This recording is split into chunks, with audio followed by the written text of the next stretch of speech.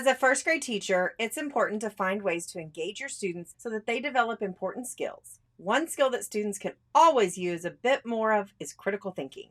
A simple way to integrate critical thinking into your classroom is through hands-on science projects and experiments. In today's episode, I'm going to share some of my favorite activities. Stay tuned.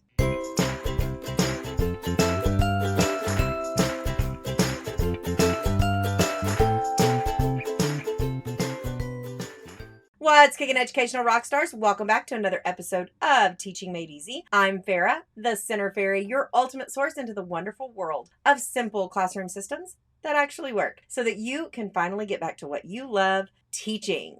If this is your first time joining me here on the channel, be sure you hit that like and that subscribe button and click that bell so that you get notified when I go live or upload a new video here on the channel. Critical thinking is really about asking questions, making observations, and testing hypotheses. Because these are the main focuses of critical thinking, science is the perfect subject to integrate a boost to critical thinking skills in your students. Using first grade science projects helps your students employ all of these facets of critical thinking. However, it can be hard to come up with an amazing science fair project. So today, I'm going to share with you some of my favorite science projects that your first graders can use. Now, the 4 science projects I'm going to share with you today are planting seeds, building towers, exploring magnets, and measuring and comparing. First, let's look at using planting seeds in their science fair project. One of the simplest experiments you can do with your students is planting seeds. With this science project, students can observe the process of how plants grow and think critically about the effects the growth of each seed has. Some ways that you can make these observations more rigorous is to have students plant the same seeds in different types of soil, expose them to different amounts of sunlight, and water them at different intervals.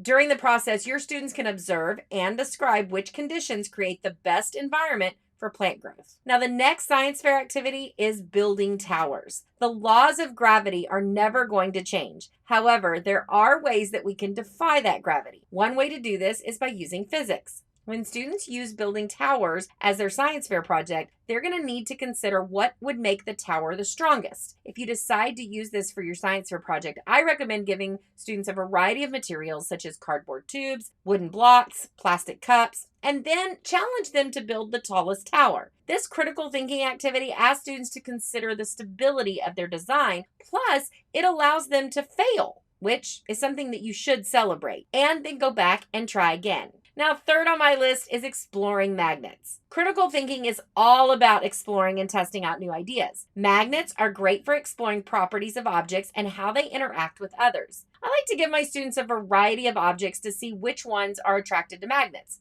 Then I have them come up with their own hypothesis about other magnetic objects. This gives them the chance to hypothesize, observe, question, and document, which covers all the aspects of critical thinking. Now, last on this list, but definitely not least, is measuring and comparing.